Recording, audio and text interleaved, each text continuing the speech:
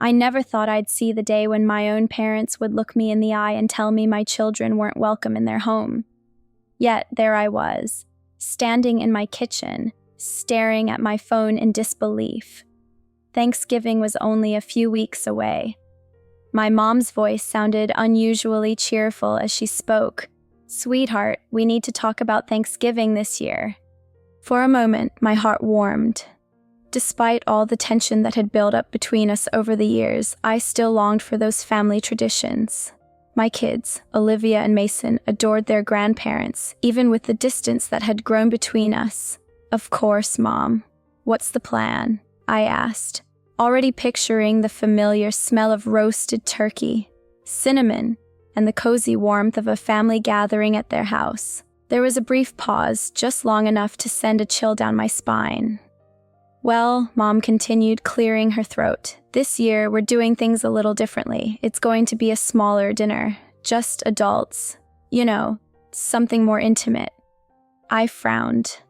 "Oh, so, no kids at all." Another pause. Then, more hesitantly, she said, "Well, not exactly." A cold knot twisted in my stomach. "What do you mean?" Mom let out a sigh, as if she were the one being put in an uncomfortable position. "Amanda, we love your kids. We really do. But they're a bit, energetic. Honestly, we just feel it would be better if you left them with a sitter this year." I gripped the edge of the counter. "So, just my kids. What about Ethan's?" Ethan, my older brother, the golden child, the one who could do no wrong in my parents' eyes even when he did. Mom hesitated, and that's when I knew. "Ethan and Rachel are coming with their boys," she admitted, "but you know how well behaved they are. They're just quieter, more refined. It's easier to have them at the table." A wave of heat flushed through me. I felt like I'd been slapped, like the floor had been ripped out from under me. "They're just children," I said, my voice tight. "Olivia is 7, and Mason is 4. Of course they have energy, but they're sweet, and they love you. We're just trying to have a peaceful evening," Mom replied. Her tone clipped now, clearly irritated that I wasn't simply accepting this. "It's not personal, Amanda. Not personal." I clenched my jaw, swallowing the sharp words, fighting to escape. This wasn't just about Thanksgiving. It was about all the times they had treated my children like an afterthought, while putting Ethan's boys on a pedestal. The times they showed up for their school plays but never came to Olivia's dance recitals. The Christmas gifts that always seemed a little extra for Ethan's kids. And now, they weren't even trying to hide it. "I can't believe this," I whispered. "You're actually telling me that my kids aren't welcome but Ethan's are?" "Oh, Amanda, don't be dramatic," Mom sighed. "It's just one dinner. You and Liam are still invited, of course." I almost laughed at the absurdity. They wanted me there, but not the two people I love most in the world. I swallowed hard. "No, Mom, if my kids aren't welcome, then neither am I." A long silence stretched between us. Then Mom exhaled sharply, as if I were the one being unreasonable. "Suit yourself." And just like that, she hung up. I stood there, staring at the phone, my breath unsteady. I could hear my kids laughing in the next room, giggling as they built a pillow fort, completely unaware that their grandparents, the ones they adored, had just cast them aside like an inconvenience. I took a deep breath, my mind racing. I had spent my whole life trying to please my parents, always chasing their approval. But at what cost? If I let them get away with this, if I went to that dinner while my children sat at home, wondering why they weren't good enough, what kind of mother would that make me? I wasn't doing this anymore. They had made their choice. Now, it was time for me to make mine. And they would regret it. Soon. The weight of my mother's words lingered long after the call ended. I stood in my kitchen, the quiet hum of the refrigerator filling the silence. My phone remained clutched in my hand, my fingers trembling as I finally set it down. My heart pounded with a mixture of anger and sadness. I had always known my parents favored Ethan, but I had convinced myself it wasn't as bad as it seemed. That deep down they loved all of us equally. But tonight, They had stripped away any illusion of fairness. They weren't even trying to hide it anymore. They loved his children more. A sudden burst of laughter echoed from the living room, pure and carefree. I turned to see Olivia and Mason still playing in their pillow fort, completely unaware of the rejection that had just taken place. My chest tightened. They deserved better. Squaring my shoulders, I walked into the living room, forcing a smile. "All right, you two," I said, my voice steadier than I felt. "Who's ready for movie night?" Mason immediately perked up. "Can we watch the one with the talking dog?" I scooped him into my arms, kissing his soft curls. "Of course we can, buddy." But as we curled up on the couch, the anger inside me refused to settle. I had spent years trying to fit into my parents' world, playing by their rules, hoping that if I just did everything right, they would finally see me as equal to Ethan. But it had never been enough, and I was done trying. The next morning, I woke up to a text from my brother. "Ethan, Mom said you're being difficult about Thanksgiving. Why do you always have to make everything so dramatic?" I stared at the screen, my jaw tightening. Of course, she had already run to him. Me. "Oh, so she told you she uninvited my kids but invited yours?" The typing bubbles appeared, then stopped. A minute passed before he finally responded. "Ethan, she just wants a calm dinner, Amanda. You know how your kids can be. A lot. A lot. Like they were a burden. Like they were something to be tolerated, not loved." Something inside me snapped. "Me. Enjoy your perfect Thanksgiving, Ethan. I won't be there." I turned off my phone before he could respond. They didn't want me or my children at their table. Fine. I wouldn't be part of their world at all. And they were about to find out what that really meant. For years, I had been the reliable one, the one who always helped when they needed something. When my parents needed groceries, they called me. When their Wi-Fi stopped working, I was the one who drove over to fix it. When they wanted help organizing a family party, I was the one making the calls and running the errands. And Ethan, he got to be the golden child, doing the bare minimum while reaping all the rewards.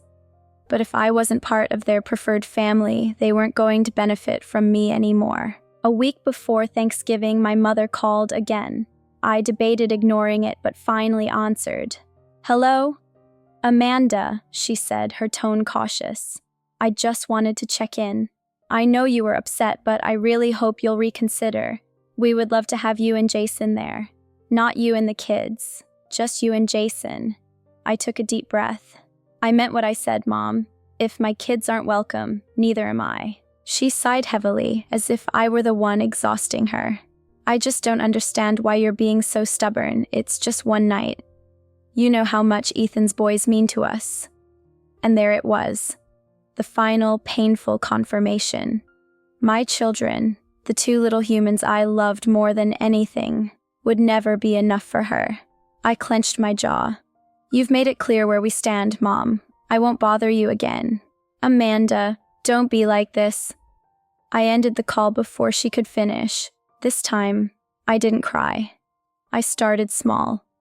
When my dad called that weekend to ask for help setting up his new TV, I let the call go to voicemail. When my mom sent a text asking, I left her message unread.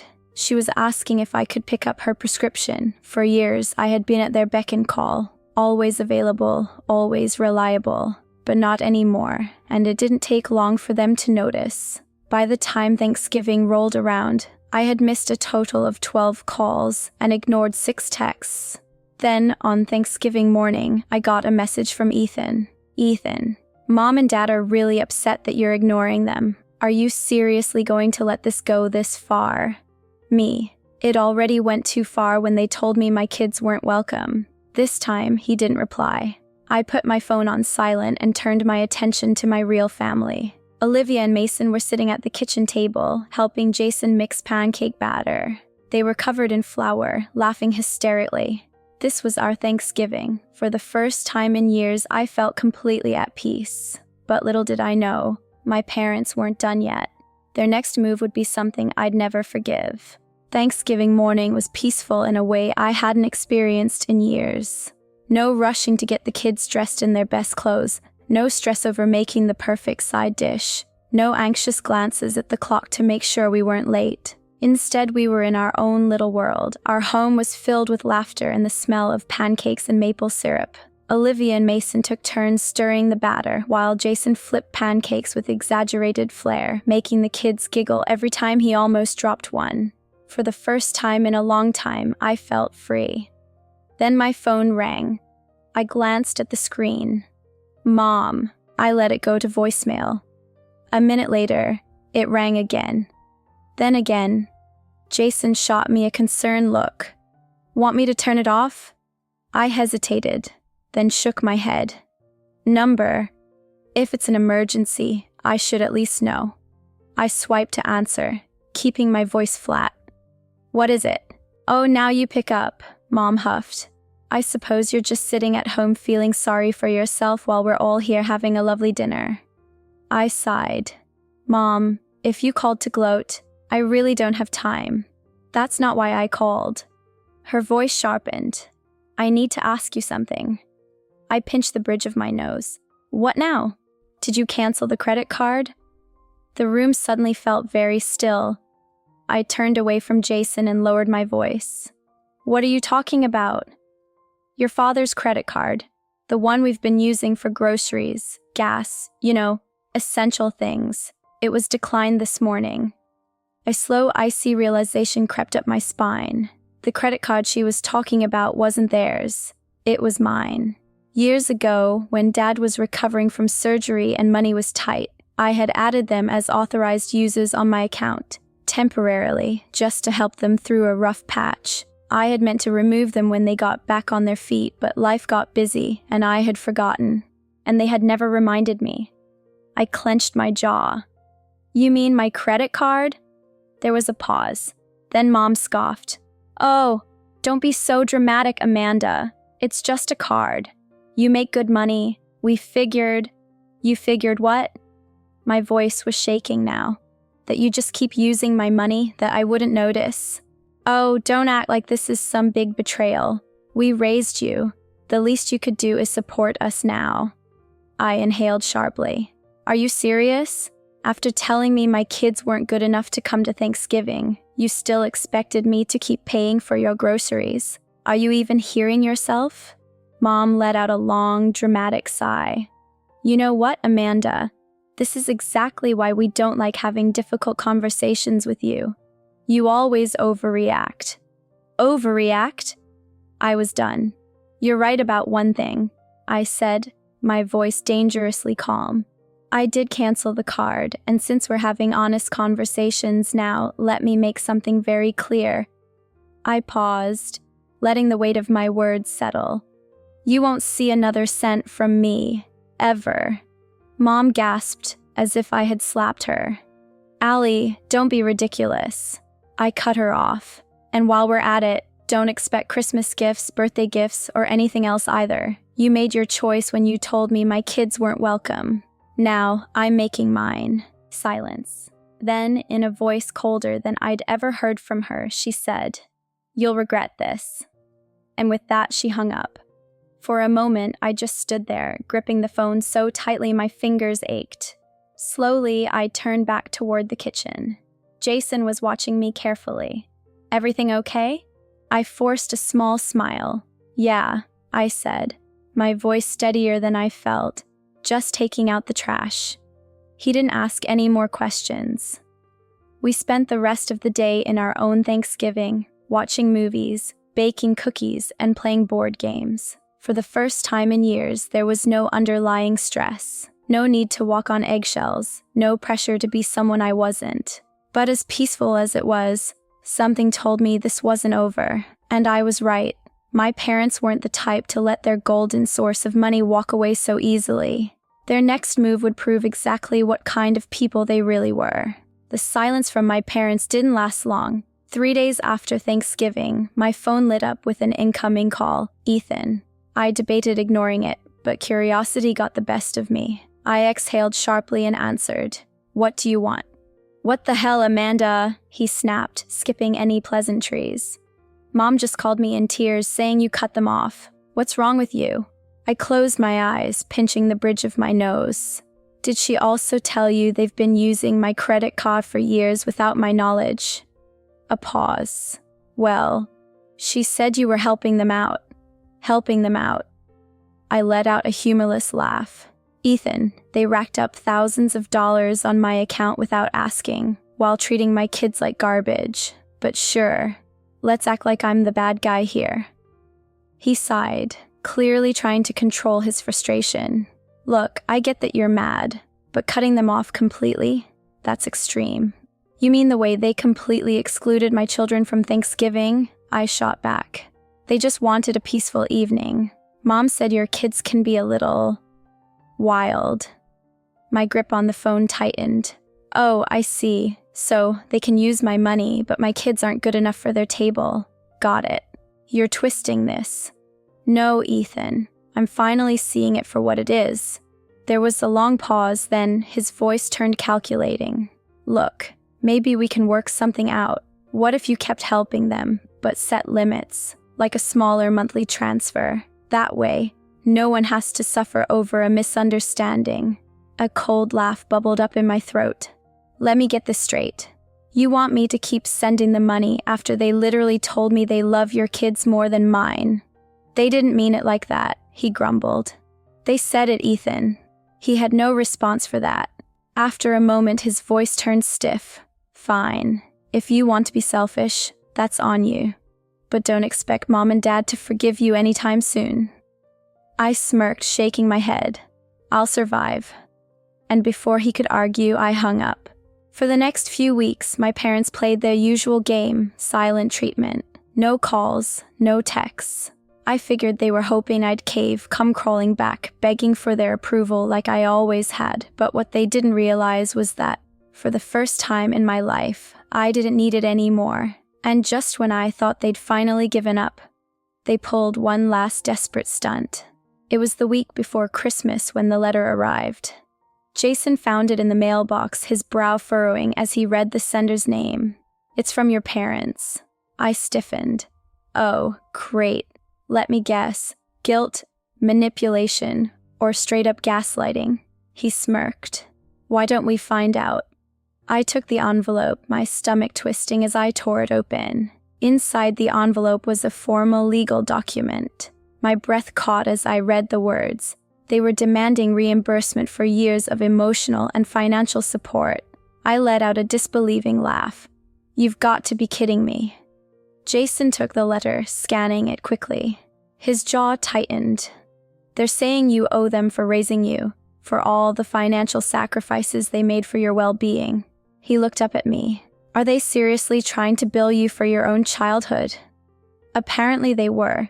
They had even included an itemized list of costs: food, clothes, school supplies, and medical expenses from when I was a child. At the bottom of the page, a final sum stared back at me. $78,542, I blinked. "They seriously think I'm going to give them nearly 80 grand, Jason scoffed. "They must be desperate." I exhaled slowly, anger burning through me. This wasn't about money. It was about control. A final desperate attempt to pull me back into their grip. I looked at Jason, my mind already made up. "I think it's time I paid them a little visit." The next day, I drove to my parents' house, gripping the letter in my hands. When Mom opened the door, her face immediately hardened. "Oh, so now you show up." I didn't rise to the bait. I held up the letter. "You seriously thought this would work?" She folded her arms. "It's what's fair."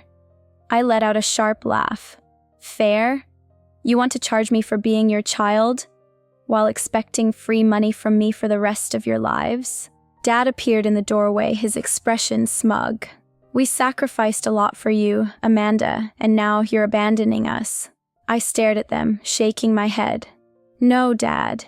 You abandoned me. When you made it clear my kids weren't good enough.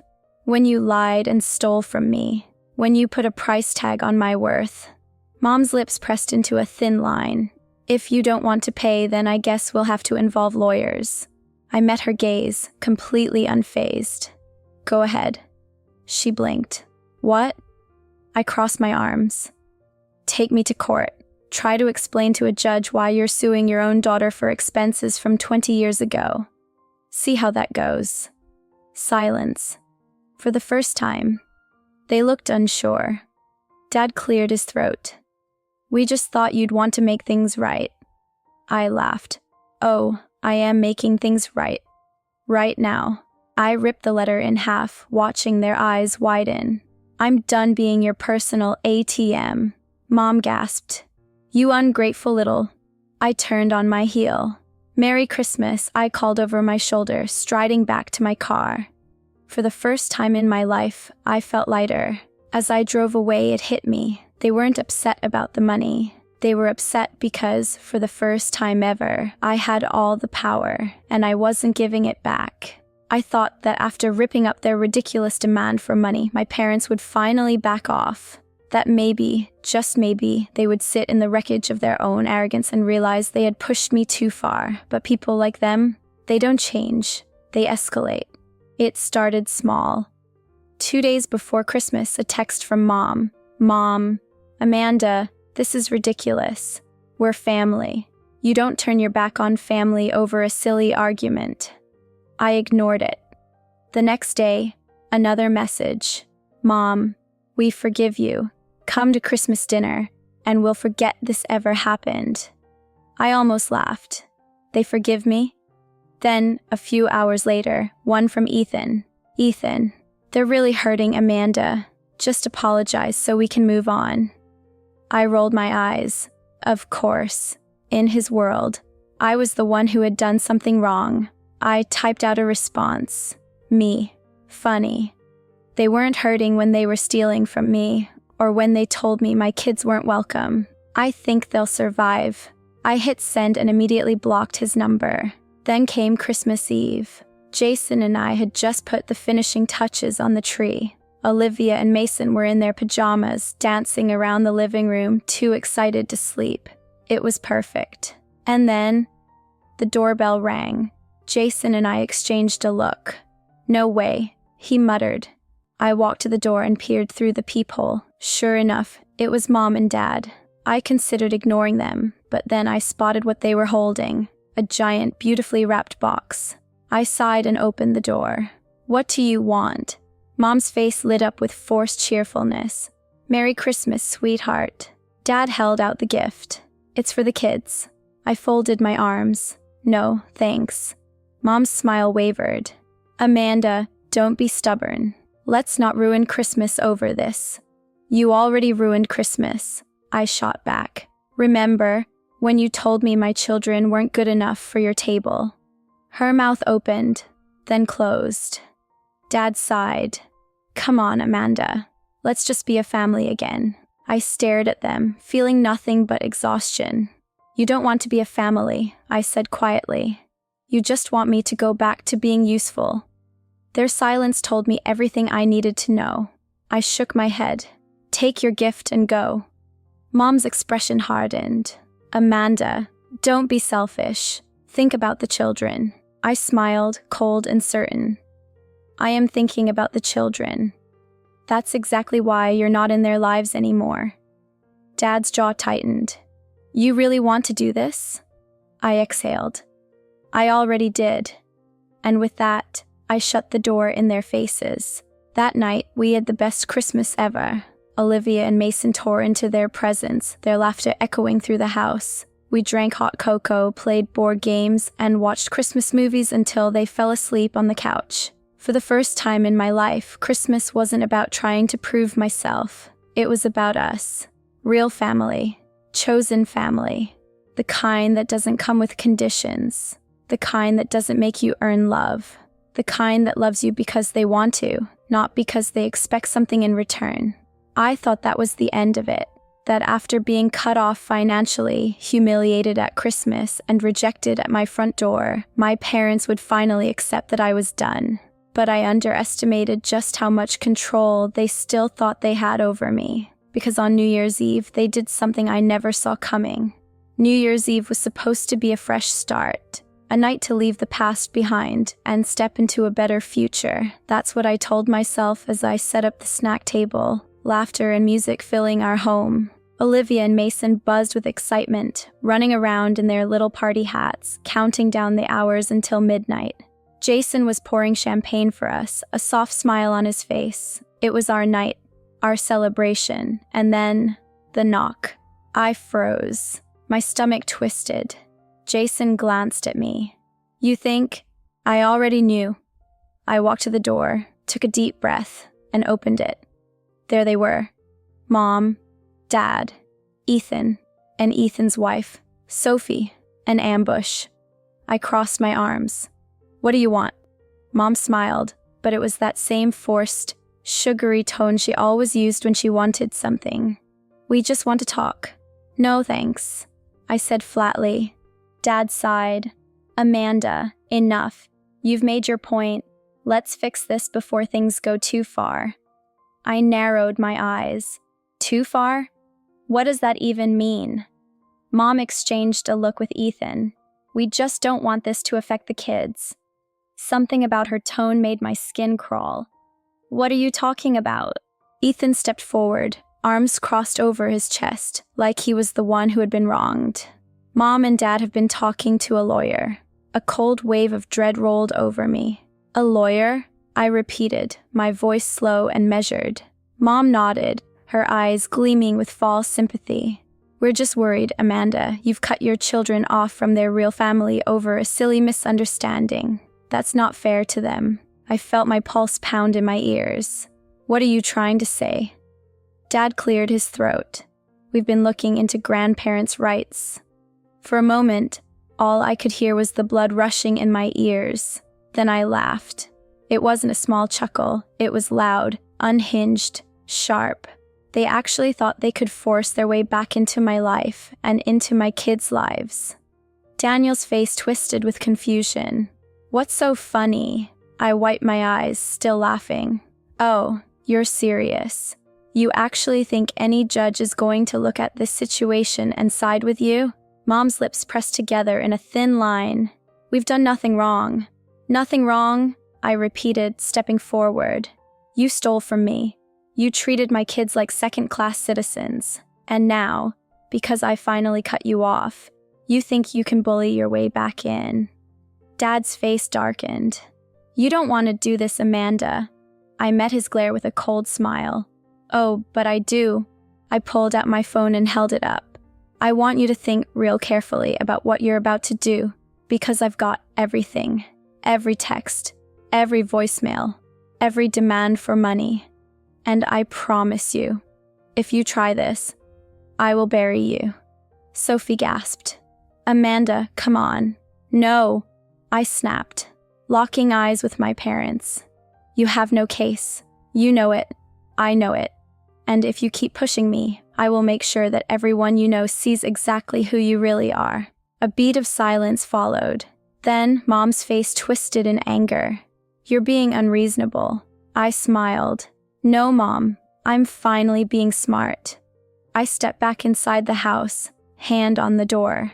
"Happy New Year," I said sweetly, and I slammed the door in their faces. They never went through with their pathetic legal threat. They knew they had nothing. They knew they had lost. In the weeks that followed, I didn't hear from them. No texts, no calls, nothing. And for the first time in my life, it felt like freedom. The weight of their expectations, gone. The pressure to please them, gone. The endless cycle of guilt and manipulation, gone. Months later, on a sunny spring afternoon, I sat on the porch watching Olivia and Mason chase bubbles in the yard. Jason handed me a glass of lemonade and sat beside me. "It's been quiet," he said. I nodded. "Yeah, feels good," he smirked. "Think they'll ever try again?" I sipped my drink, watching my kids giggle as they popped the bubbles. Doesn't matter, because I had already won. I had my kids, my real family, and I would never let anyone make them feel unwanted again. If there's one thing I've learned from all of this, it's that family isn't defined by blood. It's defined by love, respect, and support. Sometimes, the people who are supposed to love you the most are the ones who hurt you the deepest, but you don't have to keep letting them. Setting boundaries doesn't make you cruel, it makes you strong. Don't let anyone convince you that you owe them a place in your life when all they bring is pain. Choose the people who choose you. Protect the spaces where you and your loved ones feel safe, valued, and seen. It's okay to walk away from relationships that drain you, even if they're family. You deserve peace. You deserve happiness. So here's my final advice. Choose yourself. Your real family, whether chosen or given, will love you without conditions. Good luck, and thank you for listening to my story.